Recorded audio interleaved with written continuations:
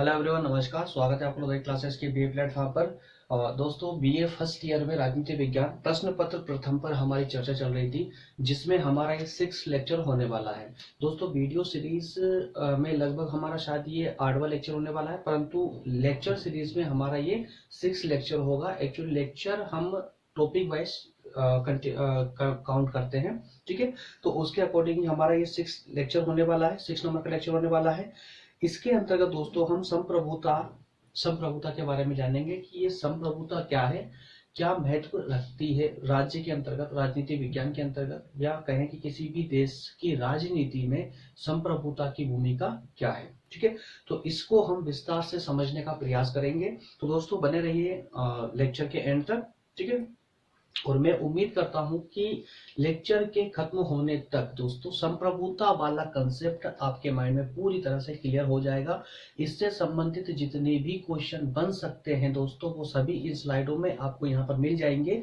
और टॉपिक को पूरा क्लियर होने के बाद में, पूरा टॉपिक समझने के बाद में आपके माइंड में कोई भी कंफ्यूजन नहीं रहेगी, ये पूरी मैं उम्मीद करता हूँ, ठीक है। बस आपका एक ही काम है कि आपको पूरे ध्यान पूर्वक आपको इस लेक्चर को देखना है और समझना है, और जहां जहां आवश्यक लगे उसको नोट डाउन भी करते चलना है, ठीक है दोस्तों। चलिए तो शुरू करते हैं अपना आज का सेशन, जिसमें हम बात करेंगे संप्रभुता की। संप्रभुता को समझेंगे, संप्रभुता का महत्व समझेंगे, देखेंगे कि किसी भी देश की राजनीति में, किसी भी देश के लिए उसमें उसकी संप्रभुता का क्या महत्व होता है, ठीक है। चलिए, तो इसके अंतर्गत दोस्तों, जैसा कि आप सब जानते हैं कि हमारी ये यूनिट सेकंड चल रही है राजनीति विज्ञान प्रश्न पत्र प्रथम के अंतर्गत। सेकंड यूनिट चल रही है, जिसमें दोस्तों हम फर्स्ट और सेकंड को हम कंप्लीट कर चुके थे। आज का जो हमारा लेक्चर होने वाला है वो संप्रभुता का सिद्धांत जानेंगे। संप्रभुता के ऊपर जो है हमारा ये लेक्चर आज का होने वाला है, ठीक है। इसके बाद में दोस्तों नेक्स्ट में हमारा शक्ति पृथक्करण, और फिर उसके बाद लास्ट सेकेंड यूनिट में लास्ट में होगा नागरिकता, है ना। तो इस प्रकार से दोस्तों हमारा ये जो लेक्चर हो रहा है दोस्तों, सभी लेक्चर बहुत इंपॉर्टेंट होते हैं। और आज का जो लेक्चर है ये बहुत ही ज्यादा इंपॉर्टेंट है, क्योंकि संप्रभुता क्या होती है ये एक अपने आप में एक बड़ा कंसेप्ट है दोस्तों। अगर आप इसको समझते हैं तो सेकेंड ईयर में और थर्ड ईयर में दोस्तों जो राजनीति विज्ञान आप पढ़ेंगे उसमें ये कंसेप्ट बार बार रिपीट होने वाला है। अगर आपको ये अच्छे से पता है तभी कहीं जाकर के आप जो सेकेंड ईयर की राजनीति विज्ञान के अंतर्गत जो प्रश्न पत्र सेकेंड में है, सेकेंड ईयर के प्रश्न पत्र सेकेंड में उसमें है प्रमुख देशों का संविधान। ये आपका एक सब्जेक्ट रहेगा। प्रमुख देशों के संविधान पढ़ते वक्त अगर आपको संप्रभुता, लोकतंत्र, शक्ति पृथक्करण, इस प्रकार के कंसेप्ट अगर आपको क्लियर होंगे तो आपको पढ़ने में बिल्कुल भी तकलीफ नहीं होने वाली है, ठीक है। तो दोस्तों इसी के परिप्रेक्ष्य में हम ये सेशन लेकर आए हैं, और ये मैं उम्मीद करता हूं कि आपको बहुत पसंद आएगा और आपके लिए काफी हेल्पफुल भी रहेगा, ठीक है। तो चलिए बात कर लेते हैं कि हम इस टॉपिक में, हम इस लेक्चर में क्या क्या पढ़ने वाले हैं। तो दोस्तों स्लाइड में आप देख सकते हैं, सबसे पहले हम इसमें जानने का प्रयास करेंगे संप्रभुता का अर्थ और परिभाषा। संप्रभुता क्या होती है, इसका क्या अर्थ है, और इसकी परिभाषा क्या है, और किसने इसकी परिभाषा दी है। सेकंड बात हम करेंगे इसके लक्षण और विशेषताओं की, कि संप्रभुता जो होती है इसकी क्या क्या विशेषताएं हैं, ठीक है। इसके बाद हम देखेंगे संप्रभुता के भेद अर्थात प्रकार, कि संप्रभुता कितने प्रकार की हो सकती है, जिसमें हमने 4 प्रकारों पर हम यहाँ विशेष फोकस करेंगे। 4 प्रकार हम यहाँ देखने का प्रयास करेंगे और उनको डिटेल में समझेंगे, और ये अपने आप में ही बहुत महत्वपूर्ण है। हर एक इसका टाइप, संप्रभुता के जो प्रकारों की हम बात कर रहे हैं, इसके सभी प्रकार दोस्तों, चार ही प्रकार जो है इसके काफी महत्व रखते हैं, काफी इंपॉर्टेंट है और अपने आप में ही ये महत्व रखते हैं। जैसे कि फर्स्ट नंबर 1 में क्या दिया हुआ है कि नाम मात्र की तथा वास्तविक संप्रभुता। अब नाम मात्र की संप्रभुता और वास्तविक संप्रभुता, जब इन कंसेप्टों को आप क्लियर करेंगे तो आप अच्छे से जान पाएंगे कि नाम मात्र की संप्रभुता क्या होती है, किसके पास होती है, किसके माध्यम से होती है, ठीक है। और उसी प्रकार से वास्तविक संप्रभुता क्या होती है, कि वास्तविक संप्रभुता किसके पास होती है, किसी भी देश की राजनीति में, ठीक। सेकेंड बात करेंगे वैधानिक और वास्तविक संप्रभुता। अब ध्यान दीजिए, फर्स्ट में हमने बात की थी नाम मात्र की और वास्तविक संप्रभुता, सेकेंड में हम देखेंगे वैधानिक और वास्तविक संप्रभुता। उसी प्रकार से थर्ड में है कानूनी और राजनीतिक संप्रभुता, और लास्ट 4th नंबर में है लोक संप्रभुता, ठीक है, लोक संप्रभुता कहें, लोकतंत्र कहें दोस्तों, लगभग लगभग मैच होते हैं। अब मैच कनेक्ट है ना, कि टॉपिक को, कंसेप्ट को कैसे कनेक्ट करना है, इस क्वालिटी को भी हम यहाँ पर देखने का प्रयास करेंगे। ठीक, लास्ट में हम बात करेंगे बहुत ही इंपॉर्टेंट, जो बार बार एग्जाम में पूछा गया है, ऑस्टिन का संप्रभुता सिद्धांत और उसकी आलोचना। ऑस्टिन साहब ने संप्रभुता के सिद्धांत की क्या परिभाषा दी है, क्या उन्होंने उसका अर्थ बताया है, उन्होंने क्या कहा है संप्रभुता को लेकर, और उस संप्रभुता की आलोचना अन्य आलोचकों ने, अन्य समर्थकों, अन्य जो विद्वान थे, राजनीतिक विद्वान हैं, उन्होंने किन शब्दों को के साथ में ऑस्टिन के इस सिद्धांत की किस प्रकार से आलोचना की है, आलोचना करते वक्त कौन से पॉइंटों को उन्होंने उठाया है। तो दोस्तों ये क्लियर हो हमारा, इस पूरे टॉपिक के अंतर्गत दोस्तों हम ये सब पढ़ने वाले हैं। ओके, चलिए शुरू करते हैं अपना सेशन आज का, जिसमें हम सबसे पहले बात करेंगे इस टॉपिक से संबंधित कुछ प्रश्नों की। दोस्तों मैं क्या करता हूं कि जो भी पढ़ाने वाले होते हैं, जो भी टॉपिक हम पढ़ने वाले होते हैं यहाँ पर, उस सभी टॉपिकों की, उन सभी टॉपिकों पर मैं यहाँ पर आपके लिए कुछ प्रश्न बनाकर लाता हूँ। कुछ प्रश्न आपके नोटबुक में ही होते हैं और कुछ प्रश्न जो मुझे लगता है कि एग्जामिनर प्रश्न पूछते वक्त कुछ प्रकार से घुमा सकता है, घुमा फिराकर पूछ सकता है, जहां पर आप कंफ्यूज हो सकते हैं। तो इस कारण से मैं टॉपिक से पहले ही कुछ क्वेश्चन लेकर आता हूं, और साथ साथ में दोस्तों टॉपिक की स्लाइड पर भी मैं कुछ क्वेश्चन आपको देता हूं, जिससे आपका माइंड में पूरी तरह से क्लियर हो जाए कि जो टॉपिक आप पढ़ रहे हैं उस पर किस प्रकार से क्वेश्चन पूछे जा सकते हैं। ओके, ठीक है, तो दोस्तों शुरू करें। उससे पहले आप जरा ये 4 क्वेश्चन है, चारों क्वेश्चनों को अच्छे से एक बार रीड आउट कर लीजिए।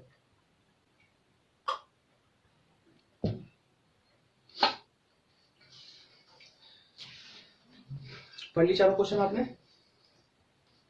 ओके, तो दोस्तों इन्हीं चारों क्वेश्चनों को मैं नहीं पढ़ूंगा, अब आपने पढ़ लिया ना, ठीक है। अब हम आगे बढ़ते हैं। ओके, और नहीं पढ़े तो वीडियो को पॉज करके पहले आप आराम से चारों क्वेश्चनों को पढ़ेंगे, उनका अर्थ समझिए, और फिर आप टॉपिक पढ़ेंगे तो टॉपिक आपको पूरा पूरा समझ आता चलेगा। चलिए, सबसे पहले हम बात करेंगे संप्रभुता का अर्थ। अच्छा, संप्रभुता क्या होती है? चलिए, जिस प्रकार से हम अभी तक करते आए हैं कि जो भी टॉपिक हम पढ़ते हैं फैक्चुअली पढ़ते हैं और एक व्यवहारिक पढ़ते हैं। व्यवहारिक रूप से किसी भी टॉपिक को समझने से पहले उसका व्यवहारिक पक्ष अगर आप समझ लेते हैं तो वो टॉपिक दोस्तों, वो कंसेप्ट आपका पूरी तरह पानी की तरह क्लियर हो जाता है। और इसीलिए मैं आप पर बार बार दबाव डालता हूं कि किसी भी कंसेप्ट को पढ़ने से पहले, किसी भी टॉपिक को पढ़ने से पहले उसे एक बार व्यवहारिक रूप से देखने का प्रयास करें, उसको एक व्यवहारिक रूप से पढ़ने का प्रयास करें। ठीक है, तो कोई भी कंसेप्ट हो, चाहे कोई सा भी टॉपिक, चाहे वो कितना भी टफ टॉपिक हो दोस्तों, अगर उसको आपने एक बार आपकी व्यवहारिक दृष्टि से उसको पढ़ लिया, उसको व्यवहार में लाकर पढ़ लिया, तो आप उसको लाइफ में कभी भी नहीं भूल पाएंगे। और उसका एक बेनिफिट और भी होता है, और वो बेनिफिट ये होता है कि जब आप किसी कंसेप्ट को व्यवहारिक रूप से समझने लगते हैं ना, तो उस कंसेप्ट का प्रयोग आप दूसरे कंसेप्ट को समझने में भी उसका इस्तेमाल करने लगते हैं। ठीक है, तो इसीलिए मैं बार बार इस बात पर फोकस डालता हूं कि किसी भी टॉपिक को पढ़ने से पहले सबसे पहले उसका व्यवहारिक पक्ष समझने का प्रयास करें, व्यवहारिक रूप से उसका अध्ययन करने का प्रयास करें। ठीक है, तो इसी परिप्रेक्ष्य में हम सबसे पहले संप्रभुता के सिद्धांत का, या कहें कि संप्रभुता वाले कंसेप्ट को एक बार 1-2 लाइन के व्यवहारिक अध्ययन के माध्यम से समझ लेते हैं। उसके बाद हम इस स्लाइड को पढ़ेंगे, तो उसके बाद ये पूरा क्लियर होता चलेगा। ठीक है, चलिए, संप्रभुता क्या होती है दोस्तों? आपने स्वतंत्रता तो सुनी होगी, और आप बीए के स्टूडेंट हैं, 12th पास करके आए हैं, 12th में भी आपने स्वतंत्रता से संबंधित जब सामाजिक विज्ञान पढ़ा होगा तो वहां पर भी आपने स्वतंत्रता या लोकतंत्र पढ़ा होगा। ठीक है, तो स्वतंत्रता आपने सुना हुआ है, और एक होती है संप्रभुता। अब जरा समझिए इस बात को।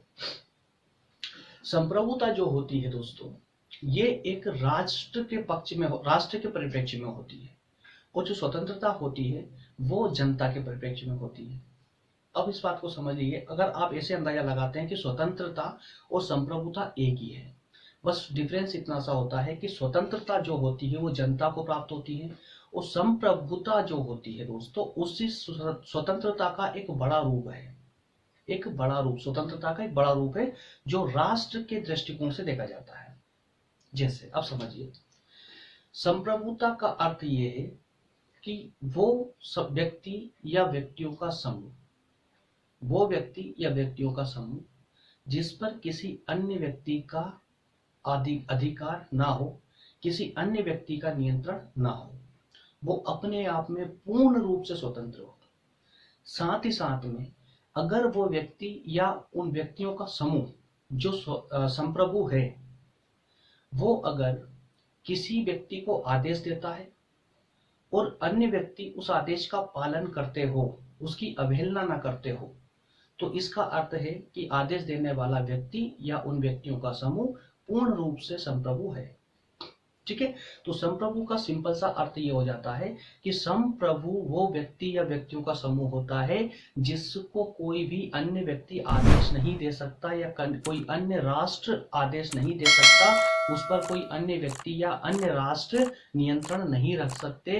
वह व्यक्ति या व्यक्तियों का समूह पूरी तरह से आंतरिक और बाहरी रूप से स्वतंत्र होता है, वही उसकी संप्रभुता कहलाती है और वो व्यक्ति या व्यक्तियों का समूह संप्रभु कहलाता है। अब यहाँ पर मैंने बार बार शब्द इस्तेमाल किया है व्यक्ति या व्यक्तियों का समूह। क्यों किया मैंने? व्यक्ति अर्थात कोई एक ऐसा व्यक्ति जैसे कि अमेरिका का राष्ट्रपति, व्यक्तियों का समूह अर्थात इंग्लैंड के संसद। ठीक है, तो किसी भी एक राष्ट्र के परिप्रेक्ष्य में मैंने इन शब्दों का इस्तेमाल किया है। व्यक्ति मतलब कोई एक देश का अध्यक्ष हो सकता है जो पूर्ण रूप से संप्रभु होता है, उस पर किसी अन्य देश का नियंत्रण नहीं होता है, वो आंतरिक और बाहरी रूप से पूरी तरह से स्वतंत्र होता है। उसी प्रकार से व्यक्तियों का समूह अर्थात कि उस देश की बात कर रहा हूं मैं जहां पर संसदीय व्यवस्था को अपनाया गया है, जहां पर पूरी शासन व्यवस्था संप्रभुता एक व्यक्ति के हाथों में ना होकर के कुछ व्यक्तियों के समूह में होती है, जैसे कि इंग्लैंड की संसद। ठीक है, तो ये आपको ये संप्रभुता वाला कंसेप्ट क्लियर हुआ। अब दोस्तों स्लाइड को हम पढ़ेंगे तो अब आपको पूरी तरह से वो क्लियर होता चला जाएगा जो भी बचा है। चलिए देखते हैं। संप्रभुता शब्द अंग्रेजी शब्द सोरेंटी का हिंदी रूपांतरण है जो लैटिन भाषा के दो शब्दों से मिलकर बना है, फर्स्ट सुपर और एनस।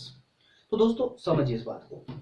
अंग्रेजी का सोरेंटी, अंग्रेजी शब्द सोरेंटी है जिसका हिंदी रूपांतरण क्या है, हिंदी अनुवाद क्या है, संप्रभुता। ठीक है, अब ये जो सोरेंटी है दोस्तों दो शब्दों से मिलकर बना है। दो शब्द कौन कौन से हो गए हैं? एक हो गया आपका सुपर और दूसरा एनस।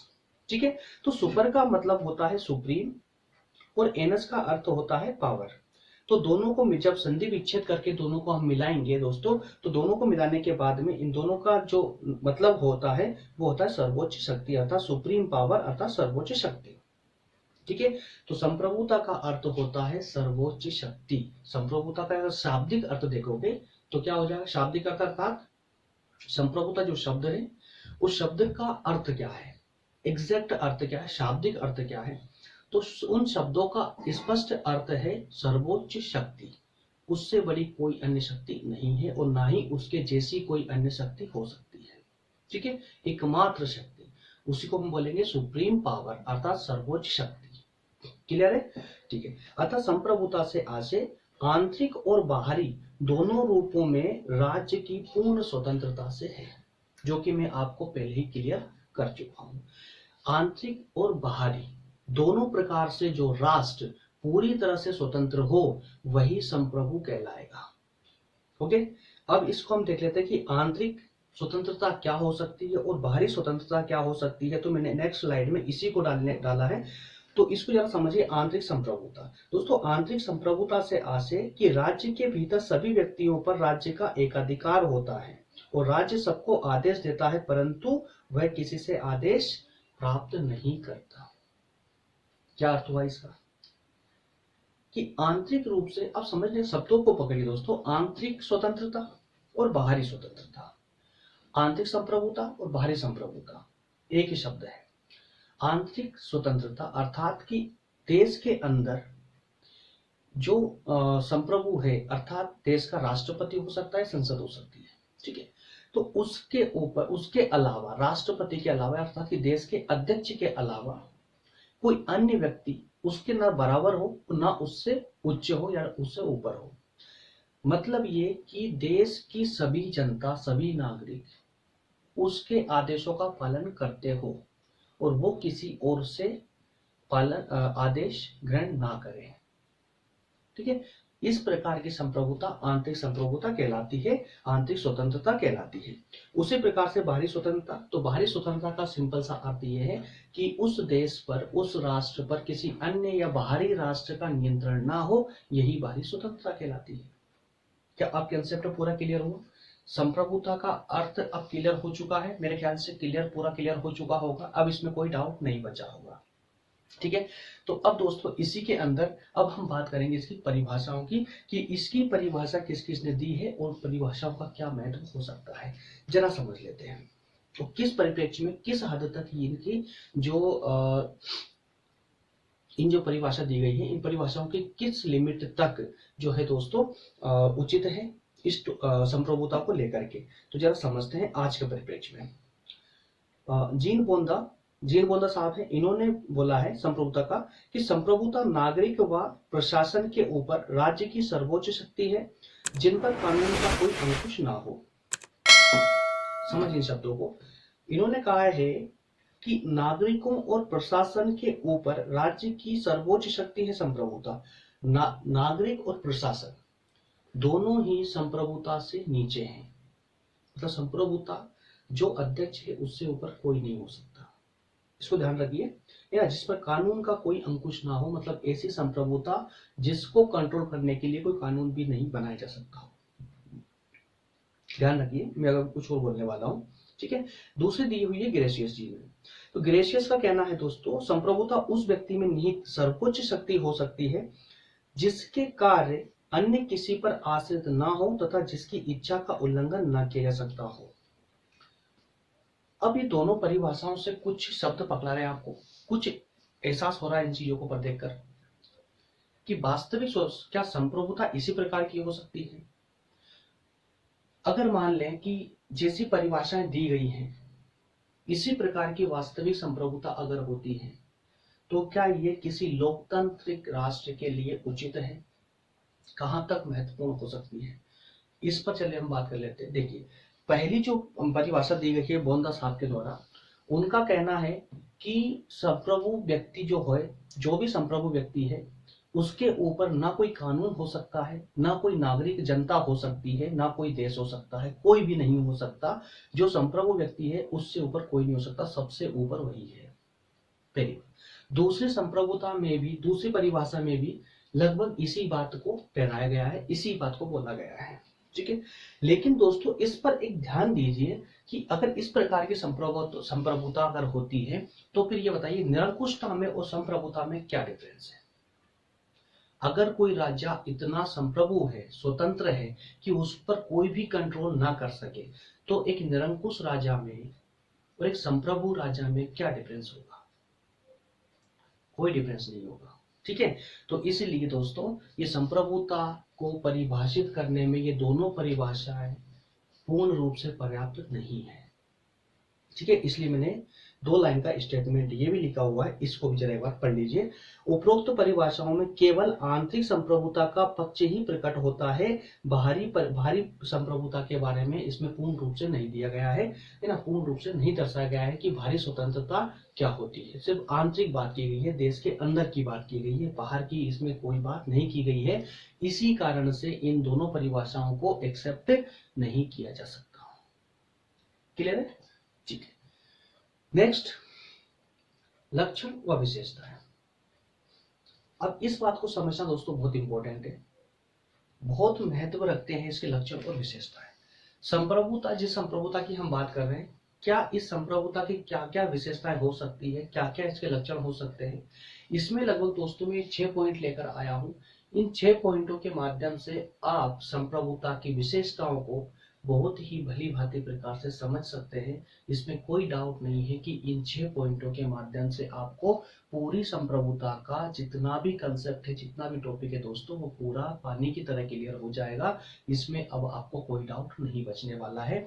लेकिन इस टॉपिक को पढ़ने से पहले, इस टॉपिक के अंदर चलने से पहले दोस्तों, ये जो 3 क्वेश्चन मैंने दिए हुए हैं, इन तीनों क्वेश्चनों को आप बहुत अच्छे से एक बार पढ़ लीजिए, जिससे कि जब हम पहले क्वेश्चन पढ़ लेते हैं दोस्तों, तो पूरे टॉपिक में हम उन क्वेश्चनों का, उन प्रश्नों का उत्तर खोजने का प्रयास करते हैं।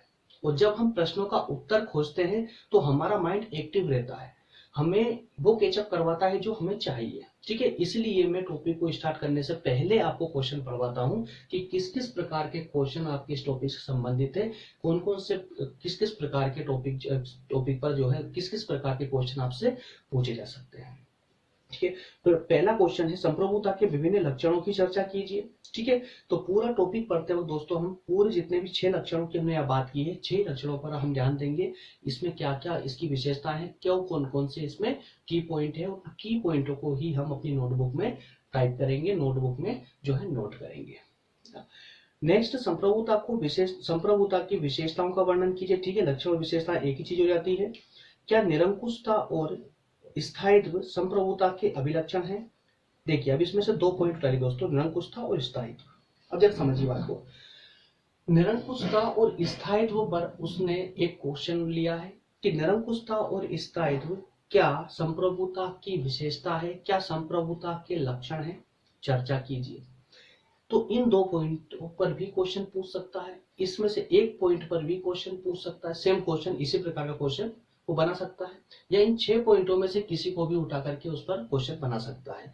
तो ये एक क्वेश्चन मैंने खुद अपनी ओर से डाला है जिससे कि आप समझ सके कि किस किस प्रकार से क्वेश्चन पूछ सकता है। तो ये जो 6 टॉपिक मैंने दिया पॉइंट दिए हैं, इन 6 पॉइंटों पर ही इसी प्रकार से क्वेश्चन को पूछ सकता है। इसलिए दिमाग में इस बात को क्लियर रखिए कि चाहे वो एक ही क्वेश्चन कर देगा कि इसकी विशेषताओं का वर्णन कीजिए, या इसके लक्षण बताइए, या फिर अलग अलग प्रकार से भी संक्षिप्त टिप्पणी के रूप में आपसे एक एक पॉइंट के बारे में भी वो पूछ सकता है।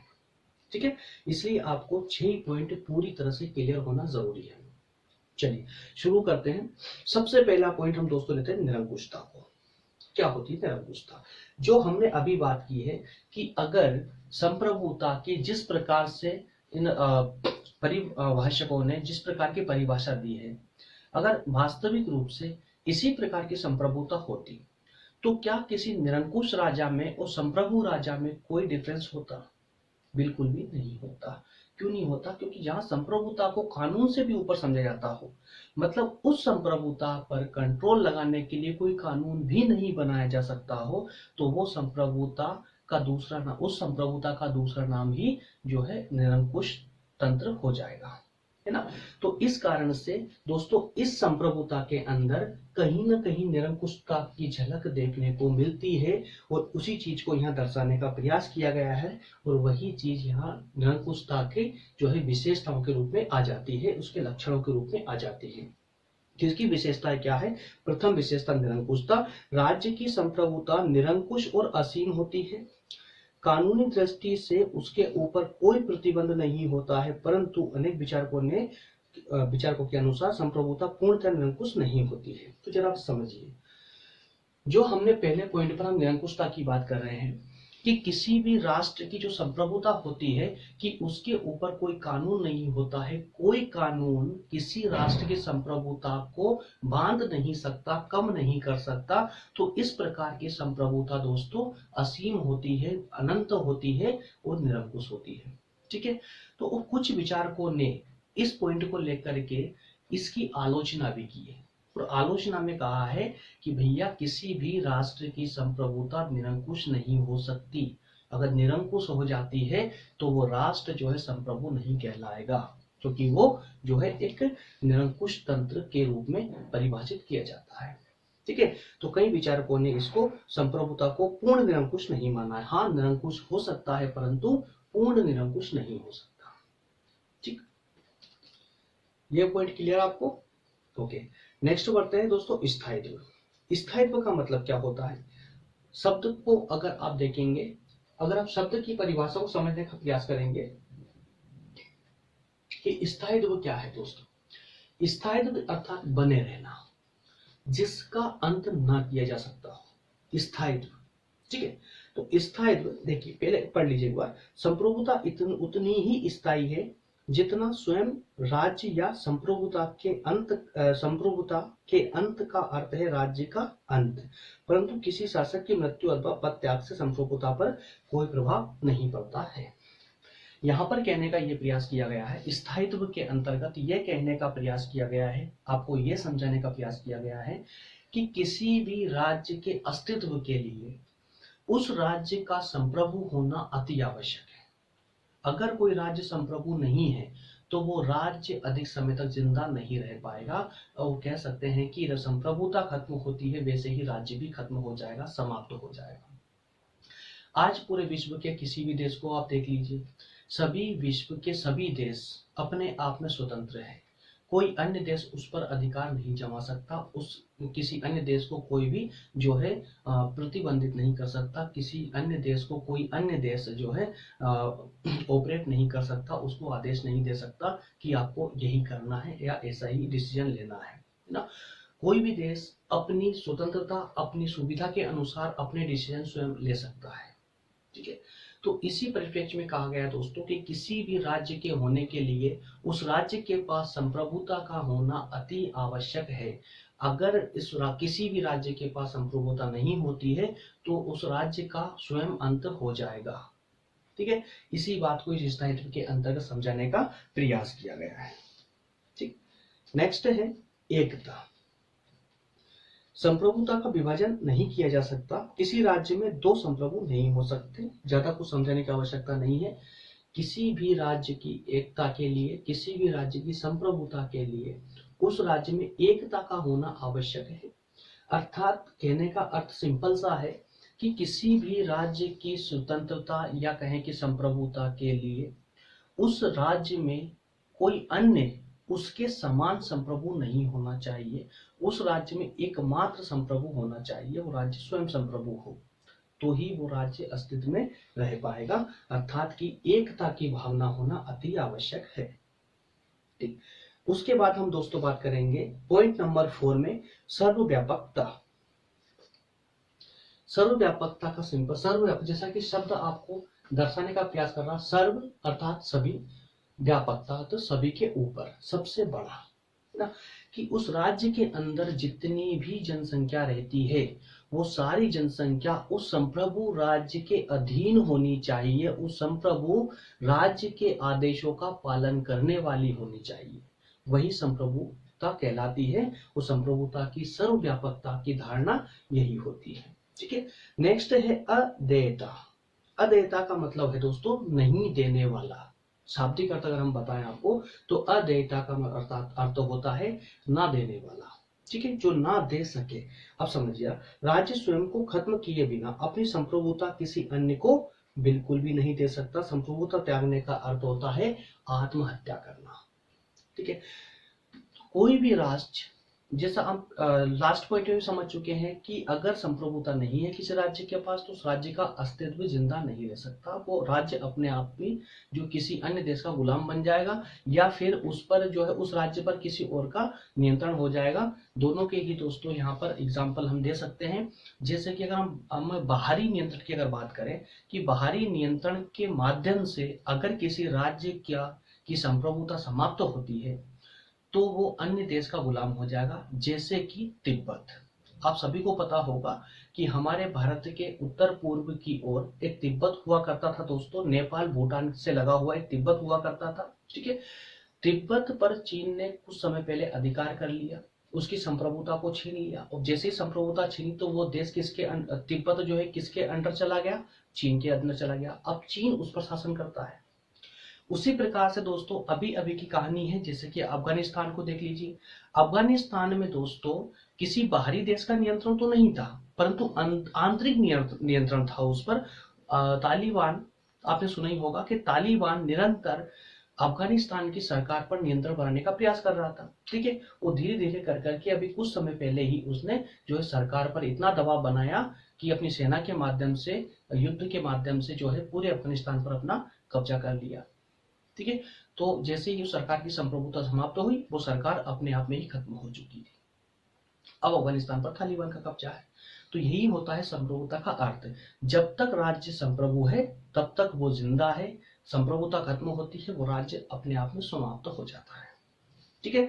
तो ये होता दोस्तों अदेयता का अर्थ भी यही होता है कि जब तक राज्य जिंदा है तब तक उसके पास संप्रभुता होना आवश्यक है। संप्रभुता खो देने का अर्थ होता है आत्महत्या कर लेना, जैसे कि अफगानिस्तान और जैसे कि तिब्बत। ठीक है, और भी ऐसे कई देश हैं दोस्तों जिसमें इस प्रकार की घटनाएं होती रहती है, जो अपनी संप्रभुता को खो रहे हैं या खो चुके हैं। ओके, ठीक है। नेक्स्ट है, लास्ट पॉइंट है दोस्तों, मौलिकता। मौलिकता का अर्थ सिंपल सा है, मौलिकता अर्थात जिसकी उत्पत्ति शुरू से हुई हो, स्टार्टिंग से हुई हो। अब ध्यान देखिए, संप्रभुता के पास, संप्रभु के पास जो भी संप्रभु होता है, जो भी संप्रभु राष्ट्र का अध्यक्ष हो सकता है, उस संप्रभु के पास अपने अधिकार से ही संप्रभुता होती है, वह किसी और से उस संप्रभुता को प्राप्त नहीं करता है। ठीक है, तो मौलिकता का अर्थ ये होता है कि शुरू से प्राप्त हो, किसी अन्य से उसको वो संप्रभुता ना मिली हो, स्वयं में अपने आप में संप्रभुता हो। मतलब वो एक ऐसा व्यक्ति या फिर ऐसा व्यक्तियों का समूह हो जिसके आदेशों का पालन सभी स्वाभाविक रूप से करते हो, तो वही होगा उसका स्वाभाविक स्वरूप। ठीक है, स्वाभाविक अर्थात संप्रभु स्वरूप। ठीक है ना, तो ये होती दोस्तों उसकी मौलिकता। ठीक है, क्या अभी तक के कंसेप्ट क्लियर हो चुके हैं आपको? अभी तक हम बात कर चुके हैं संप्रभुता के अर्थ की, संप्रभुता की परिभाषा हम डिस्कस कर चुके हैं, उसके बाद में हम संप्रभुता की विशेषता और लक्षणों को देख चुके हैं। अब आगे जो दोस्तों हमारा स्टार्ट करने वाले हैं, हम देखेंगे अब संप्रभुता के प्रकारों पर प्रकाश डालने का प्रयास करेंगे। संप्रभुता के प्रकार कौन कौन से हैं जो अपने आप में बहुत महत्वपूर्ण है। संप्रभुता के प्रकारों के अंतर्गत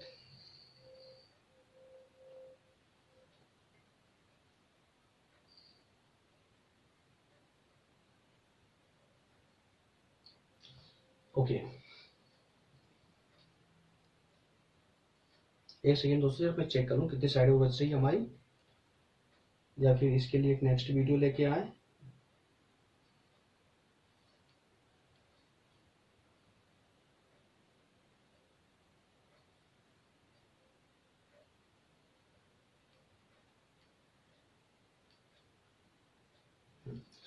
दोस्तों अगर हम इस स्लाइड को कंप्लीट करते हैं तो लेक्चर लगभग 1 घंटे तक पहुंच जाएगा, जो कि आधे घंटे 30 मिनट तक हमारा लेक्चर कंप्लीट हो चुका है। ठीक है, इसमें हमने संप्रभुता का अर्थ, परिभाषा और विशेषता लक्षणों को देखने का प्रयास किया है। नेक्स्ट स्लाइड में अर्थात नेक्स्ट लेक्चर में इसी के सेकेंड पार्ट में हम देखने का प्रयास करेंगे संप्रभुता के प्रकारों को। ठीक है, और संप्रभुता के प्रकारों के साथ ही साथ में हम ऑस्टिन का संप्रभुता का सिद्धांत भी समझेंगे, उसकी आलोचनाओं के बारे में भी जानने का प्रयास करेंगे दोस्तों। तो हमारा नेक्स्ट जो पार्ट आने वाला है, उस पार्ट के बाद ही दोस्तों आपका ये पूरा टॉपिक कंप्लीट होगा। ठीक है, ऐसा ना हो कि आपने टॉपिक पढ़ना स्टार्ट किया हो और बस इस लेक्चर को देख लिया है और बस आपने समझा कि आपका टॉपिक कंप्लीट हो चुका है। नहीं दोस्तों, ये मेरा पहला भाग, संप्रभुता का पहला भाग है। सेकंड भाग जब तक कंप्लीट ना हो, और मैं अभी ही अपलोड कर दूंगा, ऐसा नहीं मैं ब्रेक नहीं ले रहा हूं दोस्तों, बस मैं आपको जो है 2 पार्ट में देने का प्रयास कर रहा हूं, ताकि आप जो है आपका जो कॉन्सेंट्रेशन है पढ़ने का वो ना टूटे। ठीक है, तो 33 मिनट की क्लास में